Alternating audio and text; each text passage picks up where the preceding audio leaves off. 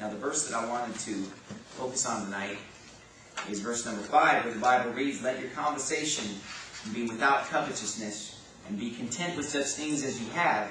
For he hath said, I will never leave thee nor forsake thee."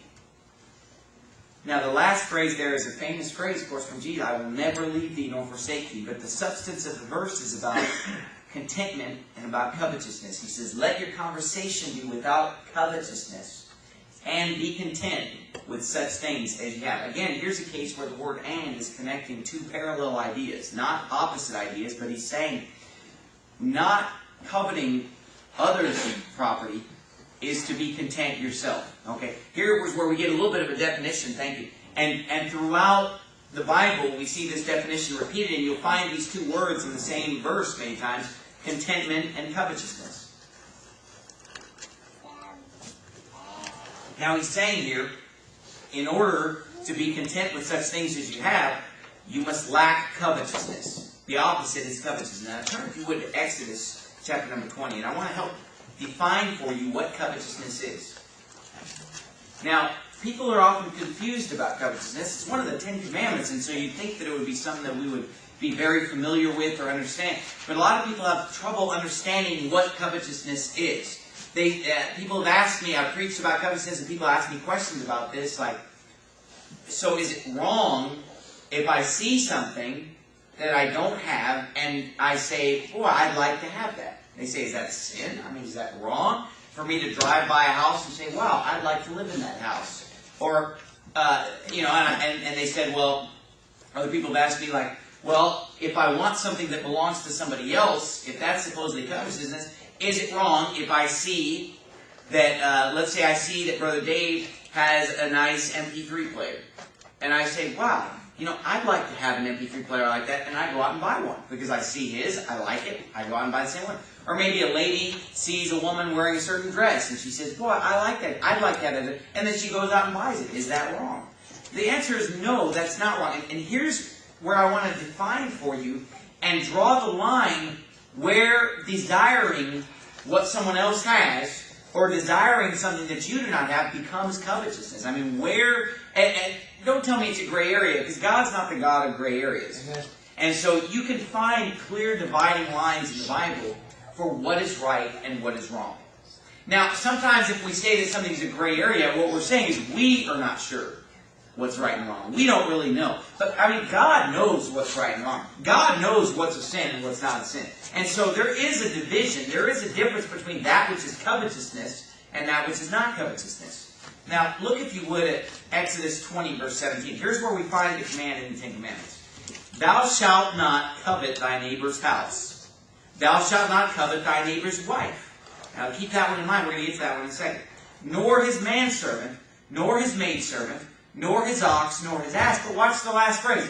"Nor anything that is thy neighbor's." So just because God listed a few things here that would be commonly coveted, that is not the extent of covetousness. Anytime he says you covet anything that is your neighbor's, you're doing wrong. Because he says anything. Now look at Deuteronomy 5. Flip over to Deuteronomy chapter 5. And let's get the wording from the book of Deuteronomy when God restates the 10 Commandments. He's restating the same things, but he uses different wording to help us to understand exactly what he meant the first time. He says in verse number 21, "Neither shalt thou desire thy neighbor's wife." Notice the different word.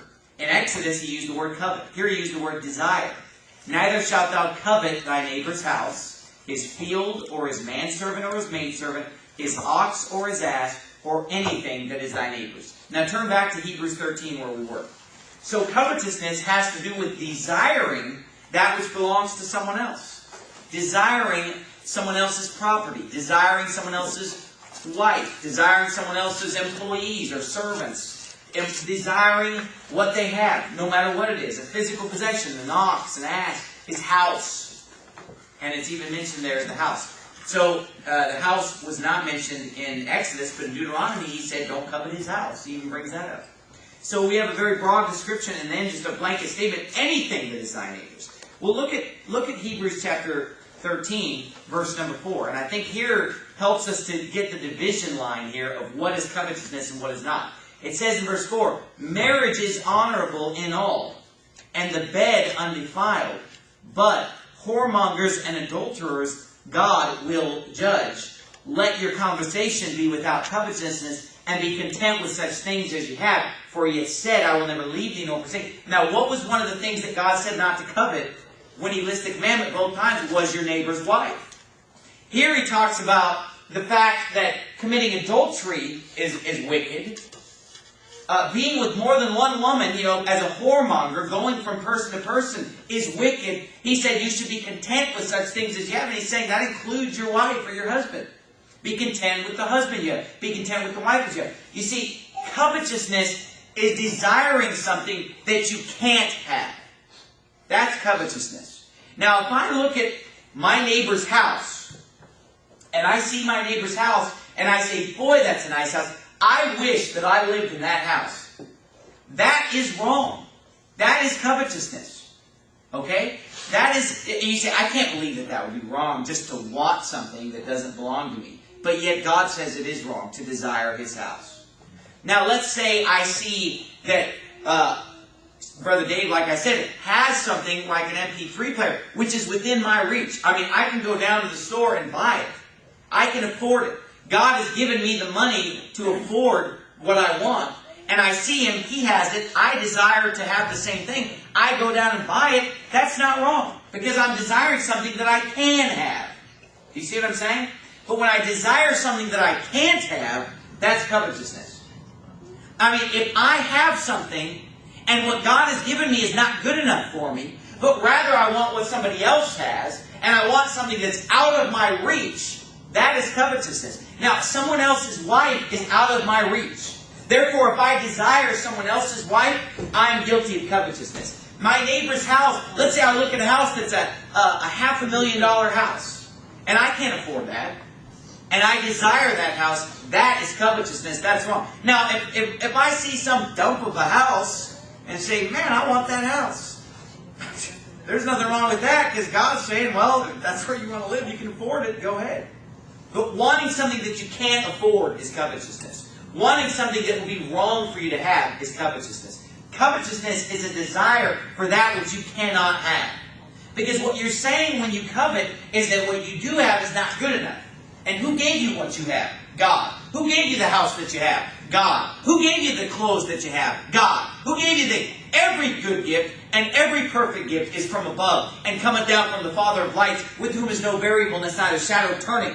All good things come from God. Every blessing that you have comes from God. God's the one who gave you the ability to go work. God's the one that gave you the mind and the body and the strength to go out and work and make whatever money you do make. Some people are smarter than others. Some people are more physically talented than others. I mean, I've seen some people who can turn a screwdriver and run wire like no other.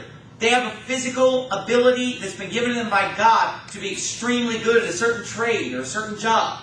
Other people have a mind for business. Other people are a natural-born salesman. I'm a terrible salesman. I mean, I've tried to do sales, and I've been a flop at it every time. Honestly. Because I believe that sales is something that you're born with. I mean, some people are great salesmen, some people aren't. It's not really something that it seems like you can learn to do. Maybe I'm wrong about that. But I have strengths in other areas. Everybody has certain strengths and weaknesses. God gave you those strengths and weaknesses. Certain jobs pay better than others. You know, God gave you the abilities you have. God gave you the job you have. God has you where... And look, sometimes God keeps us leaner financially than we want to be, even though we are maybe smart and talented, just because that's where God wants us right now. And we ought to be content with where God has us right now.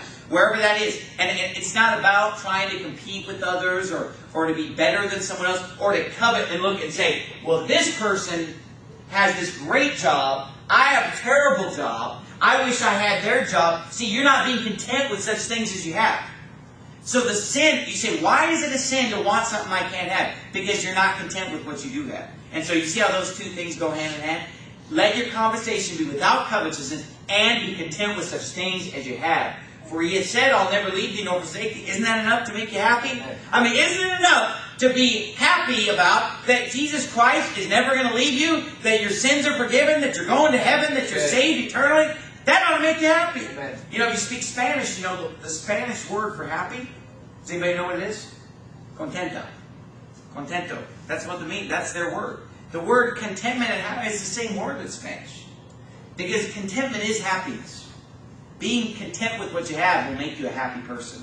But when you're coveting, and anytime you're not content, it's because you're coveting what you don't have. And it's a sin. It's wrong. I mean, you're breaking the Ten Commandments. Good night. This is what right there in the list with bearing false witness and stealing and committing adultery and committing murder, creating idols. You know, God put it in that list as you know, some major, very clear boundaries. Obviously, God has many other laws and rules, but He gave us these 10 just very clear rules, very basic rules. And one of the basic rules is not to desire that which you cannot have. Because covetousness may not seem like a very bad sin. The reason is because covetousness is something that takes place in your mind. Right? Stealing takes place outwardly. Everybody sees it. Murder, everybody notices. It's an outward sin. Lying is outward. Adultery is outside the body, right? Murder is outside. You know, honoring your parents is something that you do. That's an action that you do. Remember the Sabbath day to keep it holy in the Old Testament. That was something that people did outwardly, physically. Taking God's name in vain. Everybody hears you say it. Making a graven image. Having other gods before Him. But covetousness is a sin of the mind and the heart. It's not something that I can see. It's not something that people can see. That's why maybe people think it's not that bad, because nobody knows about it. Right? Because it's just going on inside of people's minds in many cases. Now, but it obviously leads to sin. It can be spoken with the mouth. It can be expressed, and that's even worse. When it comes from your mind to you saying, I wish I had this. Boy, God is not blessing me, and I don't have enough money, and I don't have enough of a house, and my car's a piece of junk, and bungee cords are holding it together. Now, you have a good car too, so you ought to be content with that other nice truck that you have. But my car's a piece of junk, and people sometimes get an attitude about what other people have. And they start looking at other people, and they become envious at other people's goods and what they have, and it's wrong. It leads to worse sins. Look at Romans chapter 7, and I'm almost done defining covetousness. Then I'm going to show you some of the applications here of why covetousness is so bad and what it can do to you. But right now, I'm still just trying to get a clear definition for what covetousness is. I hope is it making sense? Do you understand the difference? Because if I desire something that I can have, whether or not I choose to go out and buy it, if I have the means to have it, and I say, I'd like to have that, that's within the means that God has given me. I'm content with where God has put me in life. But when I want something that's too expensive, or when I want something that belongs to someone else who's one of a kind, like their wife, for example, then that's when I'm committing the sin of covetousness. We ought to be, and by the way, be content with your husband, or be content with your wife. That could be a whole sermon in and of itself right there. You ought to be content. Because listen, God gave you the spouse that you have. You say, well, I don't believe that. I made a mistake. I goofed up. I married the wrong person. You know what, though? The Bible says, whoso findeth a wife findeth a good thing, and obtaineth favor of the Lord. God says that all authority is ordained by God. The powers that be are ordained of God. I mean, you say, well, my husband is this, my husband that, but he's the authority that God gave you in your life. And you ought to be content with the spouse that you have. And let me explain something to you, because the grass is always greener on the other side of the fence, isn't it? But let me tell you something. Don't ever fall into the trap. And I'm talking about husband and wife, but really this goes for all areas of covetousness. But here's just a great example that's easy for people to understand. You covet your neighbor's wife because you don't live with your neighbor's wife. Are you listening to me? Nobody's perfect. But what happens is, when you live with somebody every day, you're going to see their flaws. They're going to see your flaws. And it's not the same as when you just look at somebody from far away and they look like they've got all their act together. They look like they're perfect and nice and they're happy all the time. But nobody's perfect. And so the reason that you're coveting your neighbor's wife or your neighbor's husband is because you don't know them, because you don't live with them. Because whenever two people live together, you're going to get close to somebody, you're going to begin to see that maybe they're not always going to be all that they're cracked up to be. And they're not always going to be as perfect as you thought they were. They have faults and flaws.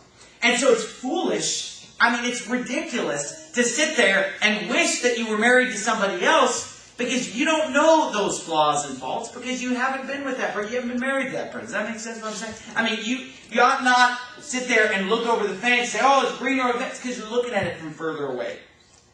Listen, ladies. You're like, oh man, here it comes. Listen, ladies, you say, oh man, my husband just throws his dirty clothes all over the house. Every husband does that. I do it. I'm not proud of it. I'm just telling you that I do it. Oh man, my husband, he works too many hours.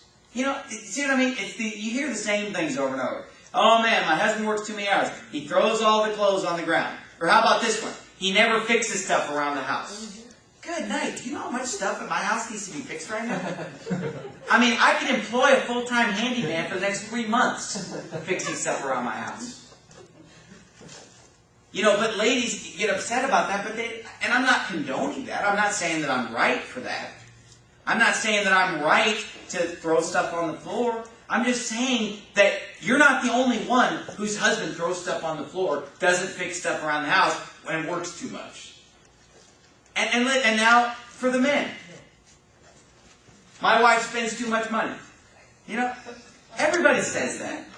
And there have been times when I have gotten down on my wife and thought, my wife is out spending too much money. I can't believe how my wife spends money. And then I get around somebody else's wife. And I got around somebody else's wife, and I watched them just spending. I was thinking, my wife would never buy this stuff. I was like, my wife is great. I was thanking God for my wife because I saw somebody else's wife just spending money like madness. And so you have to understand that there's no temptation taking you but such as is common to man. Whether you're a woman or a man, it's the same fights that men and women have. Maybe there are differences from relationship to relationship, obviously. But nobody's marriage is perfect. Every husband throws stuff on the ground. And then you say, well, no, not my husband. My husband doesn't throw stuff. Yeah, but there's something that he does. You know what I mean? And there's little things. And if you get irritated by the little things and get hung up about it, and then you begin to covet, and covetousness that's where you lead to adultery. Because that's why God mentioned them in the same breath. Because you begin to wish that you were married to somebody else, the next step is to act on that and to commit adultery.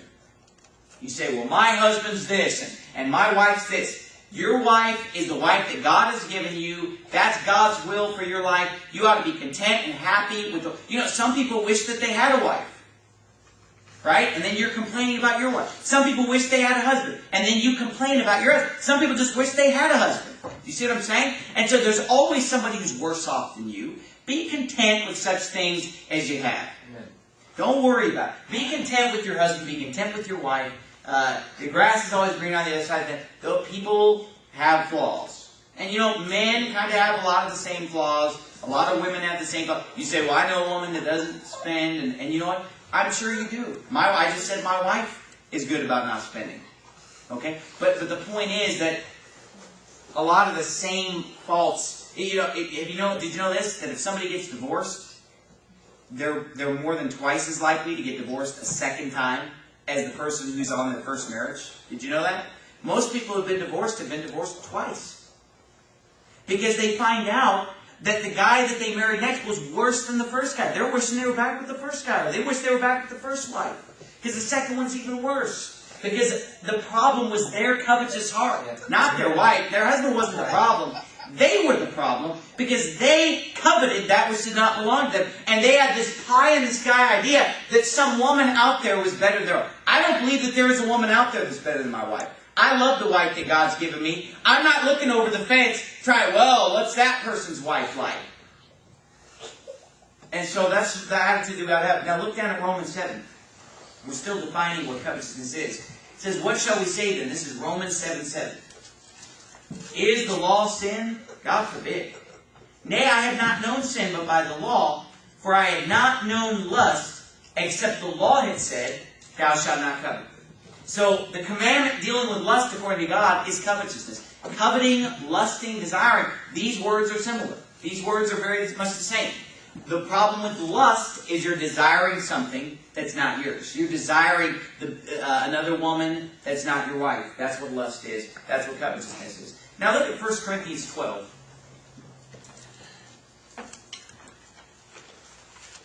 And this is the last verse on the last part where I'm telling you about what covetousness is. Look at 1 Corinthians chapter 12, verse 31. It's talking about spiritual gifts.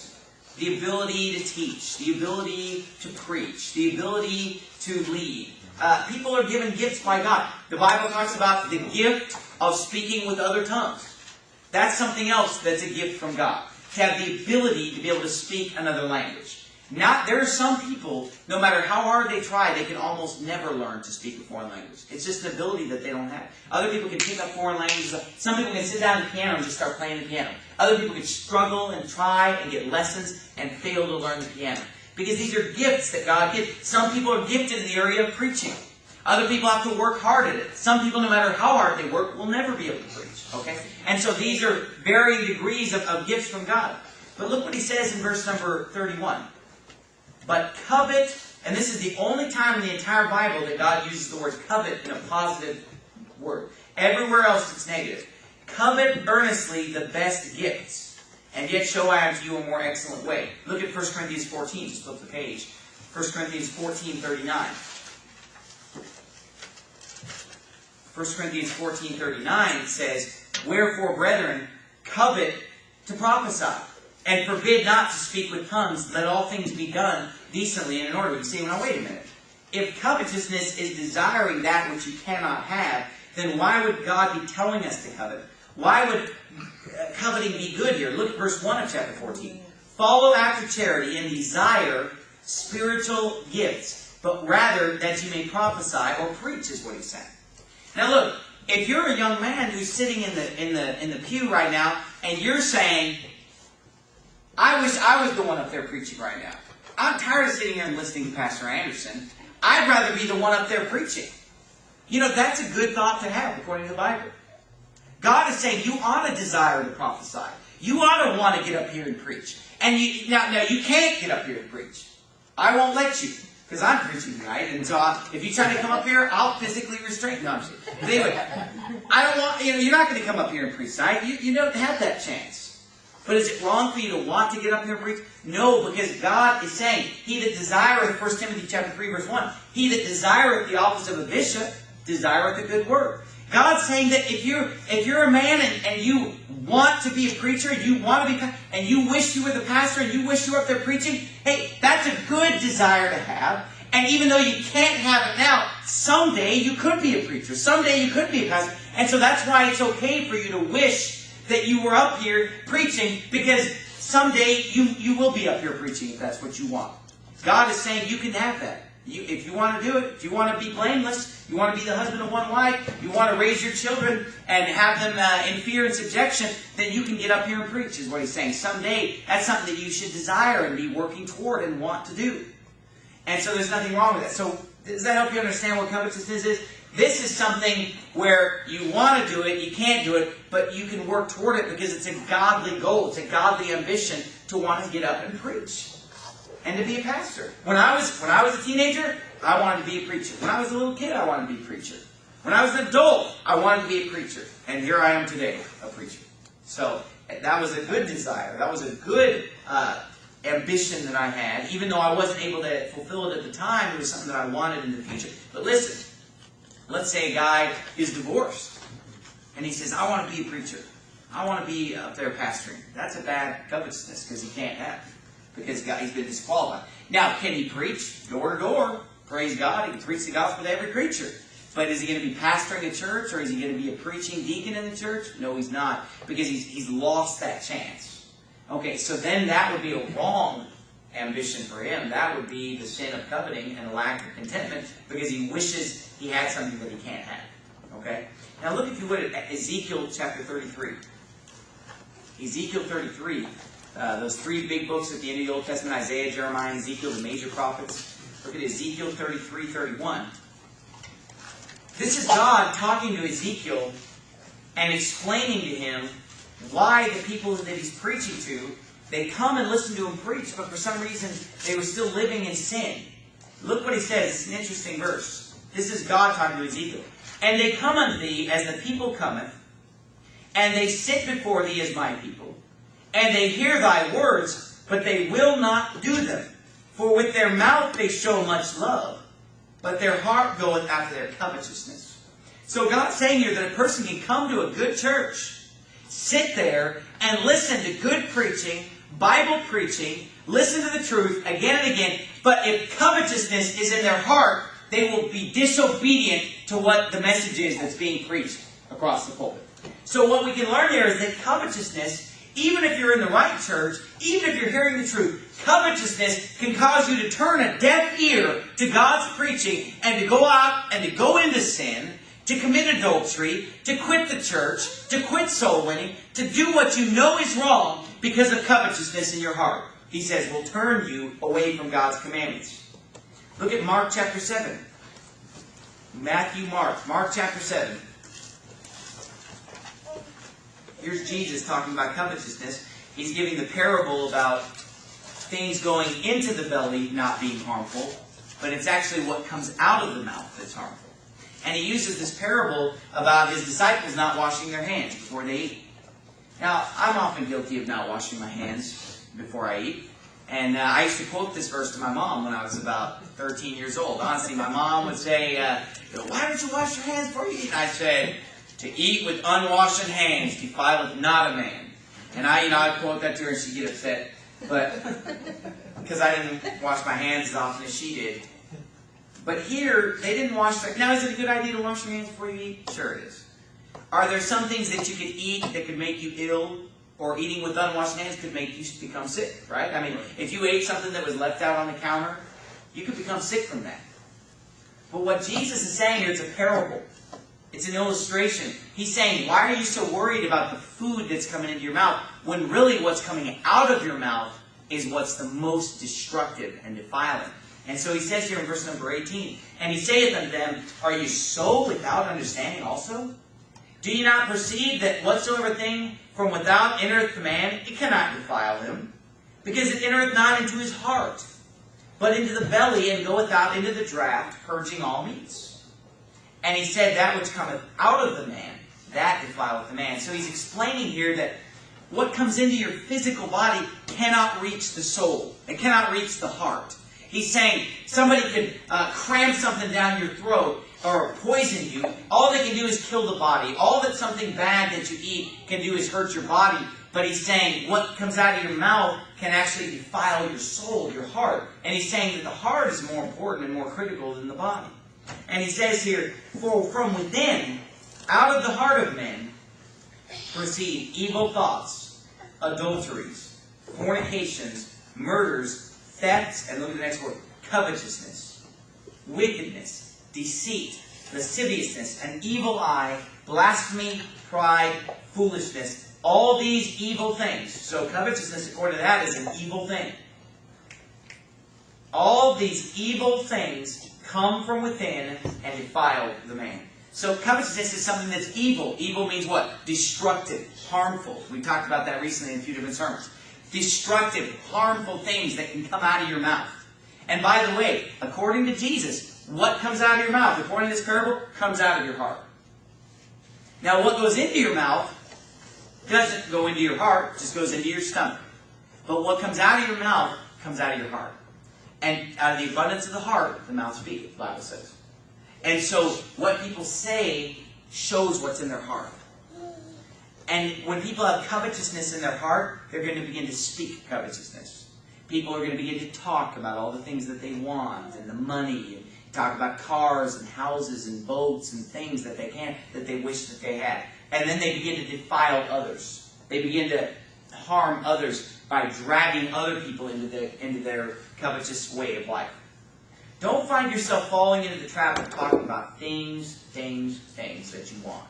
That's defiling others. It's defiling yourself. Luke 12:15, Jesus said, I've turned there. He said unto them, take heed and beware of covetousness. For a man's life consisteth not in the abundance of things which he possesseth. Covetousness can lead you to a mentality and a way of life where your life becomes nothing but things. And covetousness starts out just a thought in your mind. But eventually you get to the point where your whole life, how would you like your whole life to consist of what you own? Think about what a sad life. I mean, what a sad life if all you care about, all you talk about, all you live for is things that you can't take with you anyway. I mean, if all your life is about is money and things and cars and boats and recreation, that's a very sad and shallow existence. And God is saying that you must beware of covetousness. Because when you allow covetousness to creep in, it will lead you to a point where things will become your life. That's why he said, beware of covetousness, so that your life, he's saying, doesn't become a life where it's just all about things that you can possess. It's all about how much you can get. And the Bible says, he that loveth silver shall not be satisfied with silver. I mean, if you want things, if things is where you get your kicks, buying things, if you get your enjoyment out of going to the store and buying something, you will never be satisfied by that. You're just going to want more and want more and want more. Do you think Donald Trump is satisfied with the money that he has? He's not. He wants more. More, more, more, more, more. And that's what every person who is covetousness wants. Psalm 119:36. Don't turn there. Incline my heart unto thy testimonies and not to covetousness. See, there's a contrast. Is your heart inclined toward God's word? Or is your heart inclined on the things of this world? Desiring other people's property. Covetousness. Exodus 18:21. You turn to 1 Timothy chapter 6. Exodus 18:21 says this. This is God speaking to Moses. Or actually it's his father-in-law speaking to Moses. But later God reiterates this. And it was God's will. God was using Moses' father-in-law to give him some good advice here in Exodus 18. But it says in Exodus 18:21, moreover, this instructions for Moses, thou shalt provide out of all the people able men, such as fear God, men of truth, hating covetousness, and place such over them to be rulers of thousands and rulers of hundreds, rulers of fifties. So here is a system of government being set up in the nation of Israel, and God said that a leader must hate covetousness. A ruler of 10, 50, 100, 1,000 needs to hate covetousness. God said people who fear God, in that verse, hate covetousness. So covetousness is something that we should actually hate. We should hate covetousness. And we're going to see that in 1 Timothy 6. Our leaders today should hate covetousness. Politicians, I'm saying. They shouldn't be in it for a buck. They shouldn't be trying to take donations and money from people, and that's influencing their legislation. But look at 1 Timothy 6. The Bible says in verse 6, but godliness with contentment is great gain. So there's contentment. Look at verse 10. For the love of money is the root of all evil, which while some coveted after, they have erred from the faith and pierced themselves through with many sorrows. So the love of money is coveting money, is what he's saying. And when you're not content with what you have, and you covet money, that is the root of all evil. Covetousness. So really, covetousness, in a way here, is the root of all evil. Because he says, the love of money is the root of all evil, which while some coveted after, they have erred from the faith. So covetousness is a major deal here. It's not a minor sin. You could brush it off and say, well, it's just a bad thought. But yet God says you need to clear out that thought. You need to change your attitude. You say, well, how do I stop myself from thinking away? I mean, can I control the thoughts that just come into my head? I mean, can I control it if a thought pops into my mind? I mean, can I control what I want or what I crave? Well, the way that you control it, and let me ask you this, if you can't control it, then why did Paul say, I have learned in whatsoever state I am, therewith to be content? This is something that you can practice. This is something that you can work toward getting out of your life. You work toward it not maybe by eradicating the covetousness as much as working toward being content. Learning in whatsoever state you are, therewith to be content. Learning what it means to be thankful for what you have. Because that's what leads to contentment. When you're thankful and grateful to thank God for the house that I live in. Good night. This is it's a sturdy house. It's big enough for my family. It's comfortable. It's heated in the winter. It's cooled in the summer. Thank God I live in comfort. Others are out in the cold. And thank God for my house. That's going to help you not to drive around looking at other people's houses, wishing you had their house. Being thankful, saying, thank God for my wife. Thank God for all the positive things I can list about her. That's going to help me not to just constantly be looking to someone else's wife. If you're a woman, thank God for the good things about my husband. What he does do right. He does work hard, He does pay the bills. He does put the clothes in the hamper. And if your husband puts his clothes in the hamper, you ought to be thankful for that. That's like 1 in a million. And so you ought to be thankful for all the good things. List off. Dwell on, what am I saying? Dwell on the good things. Dwell on what you like about your car. Dwell on what you like about your house, your car. Dwell on what you like about your spouse. Think about what you like about this church. Maybe there's something you don't like about this church. Think about all the things you love about this church. There's a lot to like about Faith Forward Baptist Church. Amen. Now, there could be some things that I don't know what you don't like about it. I don't know what the problem is. But if you sat down and thought about it, you could probably think of some things you don't like about our church or something that you don't. But you know what? Don't sit down and think about it. Sit down and think about all the things that you do like about it. And then you'll be thankful for it, and you'll be happy about it, and you'll thank God that you have this church to go to, that you have the car that you have the house that you have the spouse that you have. Thank God for your kids. Think about the good things. And if you dwell on that which is good, whatsoever things are true, whatsoever things are honest, whatsoever things are pure, whatsoever things are lovely, if there be any good report, if there are any praise, think on these things.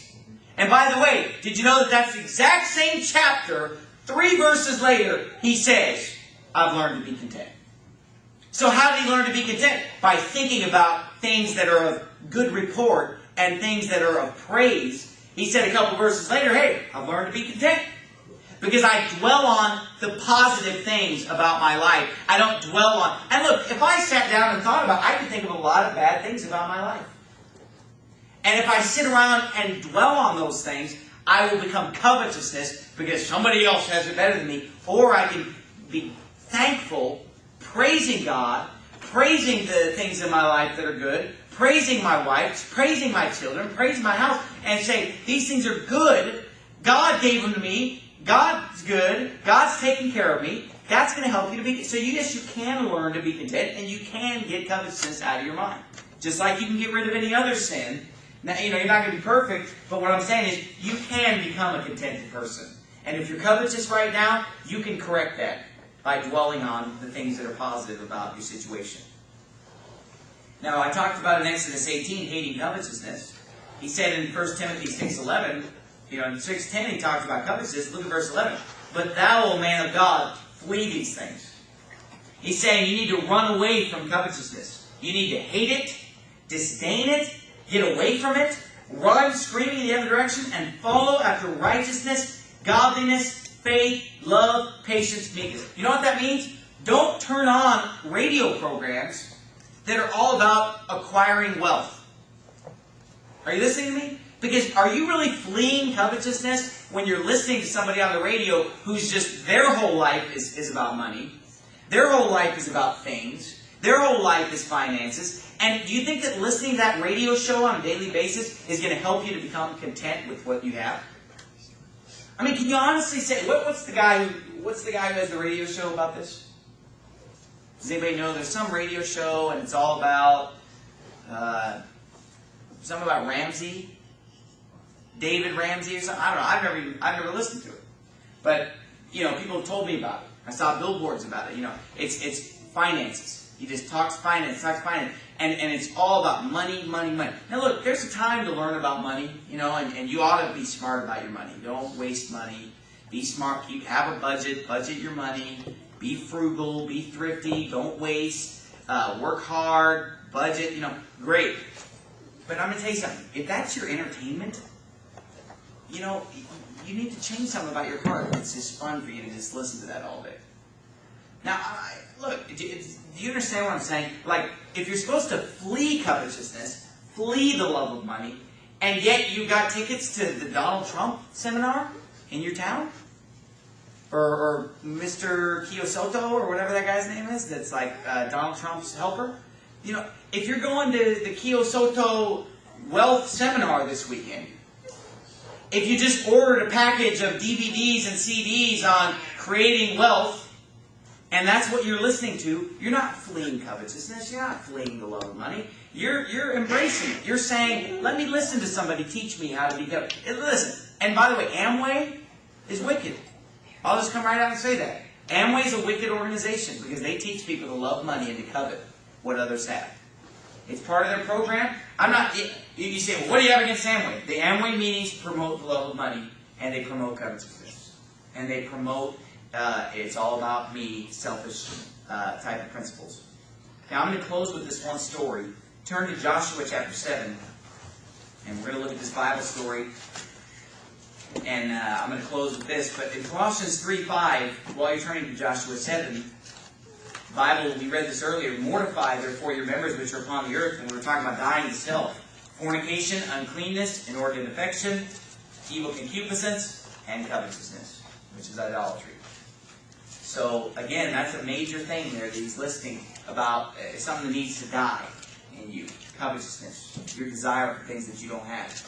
Ephesians 5:3, but fornication and all uncleanness or covetousness, let it not be once named among you as become the saints. He's saying, God forbid that somebody in your church is covetous. I hope it never even pops up in your church. I hope it's not even named among you, that there's one among you who's covetous. Did you know that in 1 Corinthians chapter 5, when God said to throw out the young man out of the church who was fornicating with his father's wife, his stepmother, that it was told that if any man who's called a brother be a railer or a drunkard or a fornicator or an extortioner or an idolater, one of the things that's listed there is covetousness in that same list. That you shouldn't even be around Christians who are covetous, he said.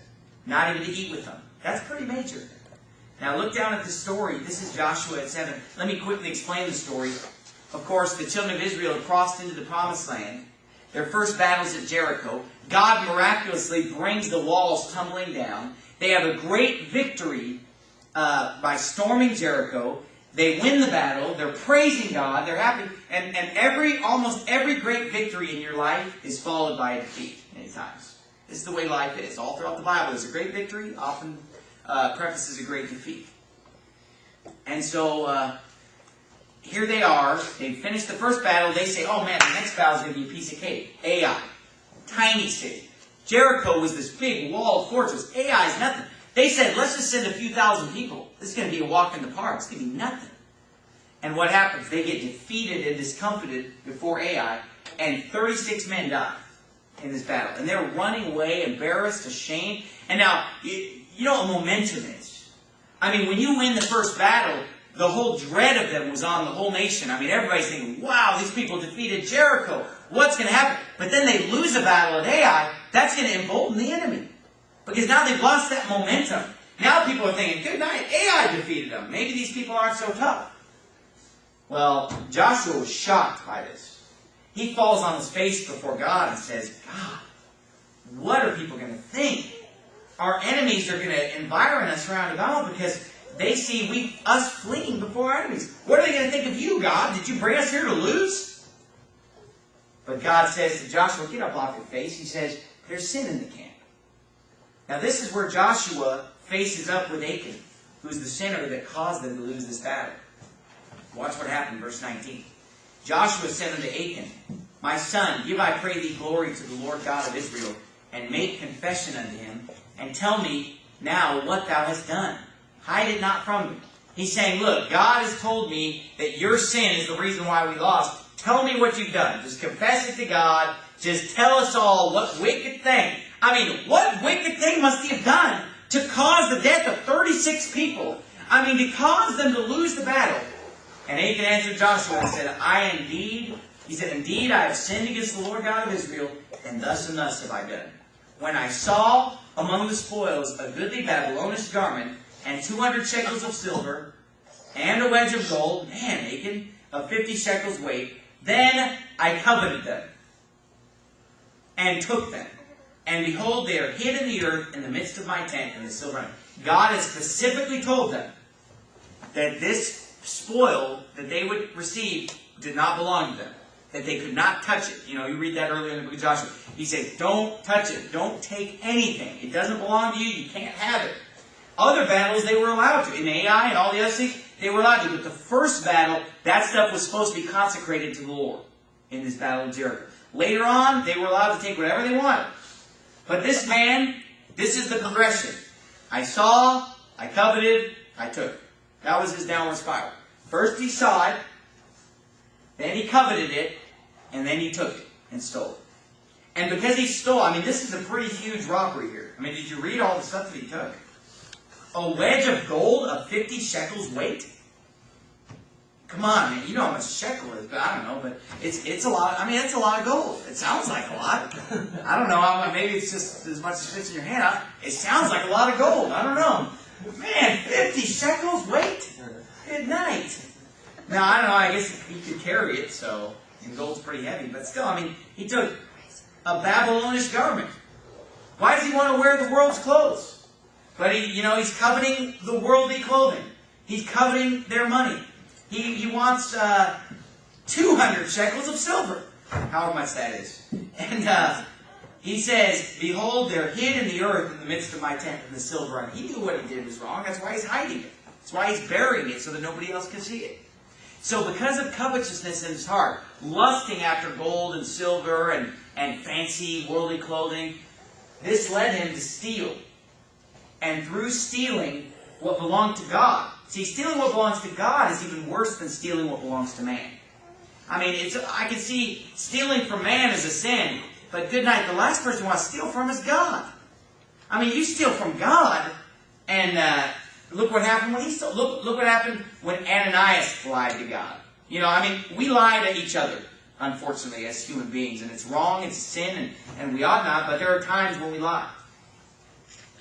But you know what? When you lie to God, that's when God gets really angry. Ananias and Sapphira lied to God. And they said that they sold the land for so much. They wanted to claim that they gave everything that they sold the land for. In reality, they were keeping back part of it, but they wanted to get the glory. Like, yep, we sold the land and we gave it all to God. And by lying to the Holy Ghost, God killed Ananias and Sapphira. Here in Joshua 7, God kills Achan. And 36 other people die as a result of his sin. Because of covetousness. Because of stealing from God. And so he says here, look what happens in verse number 22. So Joshua sent messengers, and they ran unto the tent. And behold, it was hid in his tent, and the silver under it. So they go and check, and sure enough, just like he said, it's all there. And they took out of the midst of the tent, and brought them unto Joshua, and unto all the children of Israel, and laid them out before the Lord. And Joshua and all Israel went with him. Took Achan the son of Zerah, and the silver, and the garment, and the wedge of gold, and his sons, and his daughters, and his oxen, and his asses, and his sheep, and his tent, and all that he had. And they brought them unto the valley of Achor. And Joshua said, Why hast thou troubled us? The Lord shall trouble thee this day. And all Israel stoned them with stones, and burned them with fire, after they had stoned them with stones. And they raised over him a great heap of stones unto this day. So the Lord turned from the fierceness of his anger. Did you see that statement? The Lord turned from the fierceness of his anger. Wherefore the name of that place was called the Valley of Achor unto this day. God was extremely angry about this. Look, God's causing them to win all these battles. He makes the walls fall down. They run into Jericho. The battle is just given to them. And then they sit there and steal what belongs to God. I mean, that's pretty bad. And so God turned from the fierceness of his anger when Achan and all that pertained unto him were stoned and burned up. And Achan was buried with his wedge of gold. He was buried with his Babylonish garment. He was buried with his 200 shekels of silver. And this is a lesson to us today to beware of covetousness. Because the first thing was he saw it. I mean, could he really help the fact that he saw it? But you know what? You can help the fact of some of the things that you see.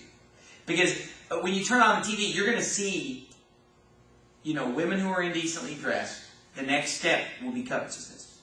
You're going to see all the advertising. And forget the scantily clad women. You're going to see the advertising telling you, you got to have this car. You got to have this house. You need to have these things. And let's face it, TV is commercialism.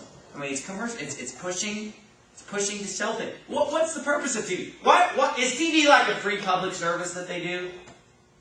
Who pays all these millions of dollars to these actors? They just have this desire to give you entertainment. They just really want to improve the quality of your life with some good entertainment. No, the purpose is to sell products. The purpose of the TV show is to sell the products during the commercial break. To get you watching so that they can sell you something. And so TV, by nature, is promoting products and trying to get you to want things that you don't have, some of which you can't afford. Some of us need to tighten the belt a little more and not just spend. But the TV is promoting covetousness. But you know, there are a lot of times when we see things and we can't help it. You see something, you can't help it. But you ought to let it stop there and not move on to covetousness, because the next step after covetousness is, I took. You're going to start stealing. Oh, I would never steal. You know, you could get dishonest on your timesheet at work. That's stealing. You could begin to cheat on your taxes. That's stealing. It hurts to even say that, but it's true. You know, you could begin to become dishonest in your financial dealings, which is stealing. You could do a number of things. Besides, I'm not just saying that you necessarily have to go to the gas station and start stuffing stuff in your pocket to be stealing. How about this? You could begin to not tithe, which is stealing. Why? Because you don't think that the 90% of what you make is enough. You don't think God's given you enough. So you feel like you need to tap into what God has not given you in order to get by, in order to make it. I have a funny feeling that everybody can survive, even if they're tithing. You know what I mean? You're probably still going to be able to eat and have clothing. Now, you may not live in as nice of a house or have as nice of a car because you're giving 10% of what you make to God and to the Lord. But, you know what? The only reason why people don't tithe is maybe they just don't know to tithe. Maybe it's never been taught from the Bible. But if they've been taught to tithe and they know that that's what the Bible says and they believe that, if they don't tithe, it's really because of covetousness. I mean, really, when you take something that's not yours, it's covetousness that led to that. So, if you're not tithing, you're covetous. If you are covetous, you may quit tithing. You may become a thief on the job. You may begin to cheat and move things around and cook the books or whatever. And so beware of covetousness, because covetousness is, yes, it's a minor sin. At first, maybe it's just a thought in the mind, but covetousness becomes a very, very major sin. It'll defile the whole body, God said. It'll defile the people around you. It'll harm others, and it will reduce you to almost like an animal, where it's all about things that you can possess, which is really, it's almost like an animal. Just whatever is good for me, if it feels good, it turns you into just living in the flesh only. It'll turn you into somebody who can come to church, hear all the preaching, and it goes in one ear and out the other because of covetousness. Just like in Ezekiel's day.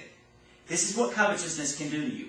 So flee covetousness. Hate covetousness is what God said. Let's bow our heads and have a word of prayer. Father, covetousness is something that we've probably been ingrained with in our society.